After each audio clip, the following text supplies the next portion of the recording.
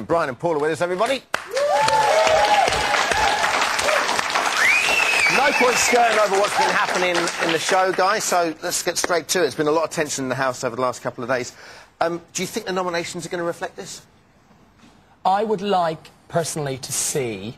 I think Shilpa will be up for nomination regardless because of the tensions, I think. But I would like to see Jade up against Shilpa, and I'd like to see Jade go. Okay. In there, it's very easy. You look for excuses to nominate people. And I think Jade and Shilpa have given people those excuses together. So I think people will just nominate them because it's an easy option. Do you think Shilpa's given a lot of Not given housemates, I think because what's been happening in the group. I think all it takes is 1 or 2 nominations. I think 2 or 3 people will nominate her. So I think she doesn't deserve it, but that's just the way it is. Well, it's the dream scenario and the nightmare scenario of Jade versus Shilpa. I hope it happens because it will be wonderful and it'll focus a lot of energy. The energy that's been created out of this, I think, is actually a very good energy.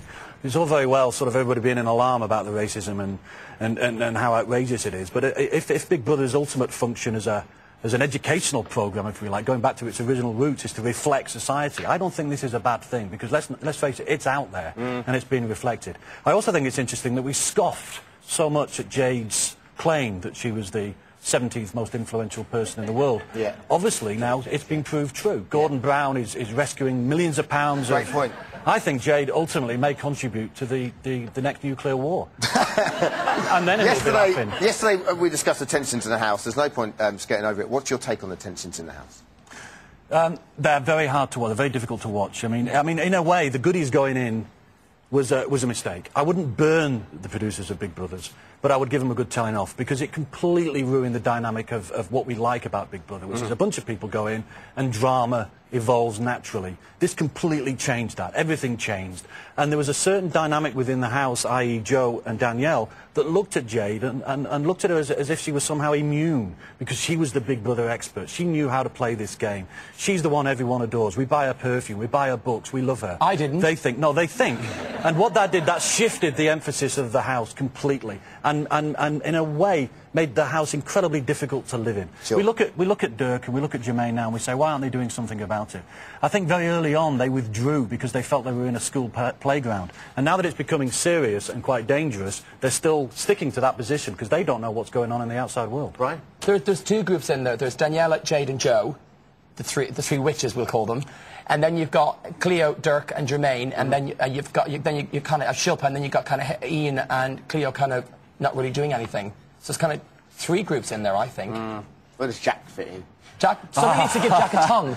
He's got no tongue. He does not speak. He doesn't say anything. But Jack, you know, he's a slightly sinister sidekick of Jade, and in a way, I mean, I know Dom was laughing yesterday about him being the brains in the partnership, but unfortunately, I think some of the real evil is coming from him. I think some of the real, you know, Jade is just misanthropic. She just hates people to an extent.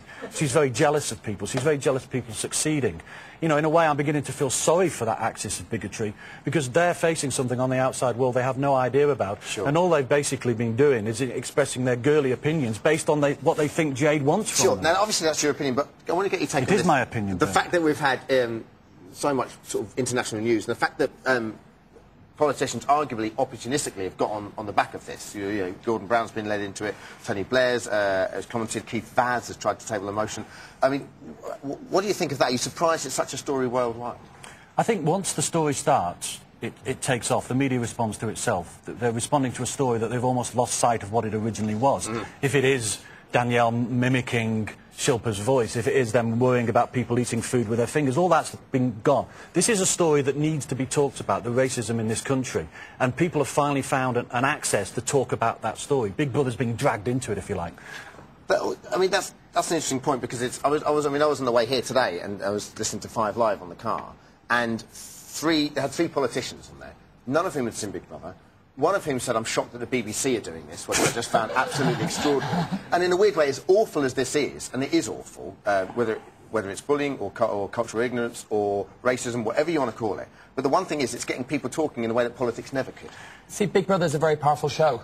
I think it always has been. And I think it does bring stuff like the taboo issues to the front, and that, I think, can only be a good thing. But I think it should be handled in a positive way. And I think everyone does feel sorry for Shilpa, but is it racism or is it just their ignorance and a lack of culture?